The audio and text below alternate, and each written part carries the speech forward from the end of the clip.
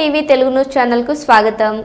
ఉత్తరప్రదేశ్ బస్తీ జిల్లాలో Kisan degree college మైదానంలో విద్యార్థులు వర్షంలో ఆడుకుంటున్న సమయంలో కాలేజ్ ప్రాంగణంలోని చెట్టుపై ఆకస్మికంగా పిడుగు పడింది। భయాందోళనకు గురైన విద్యార్థులు అక్కడి నుంచి పరుగులు తీసి సురక్షితంగా బయటపడ్డారు। అదృష్టవశాత్తు ఎలాంటి ప్రాణాపాయం సంభవించలేదు। ఈ దృశ్యం సీసీ కెమెరాలో రికార్డు కావడంతో సోషల్ మీడియాలో వీడియో వైరల్ గా మారింది।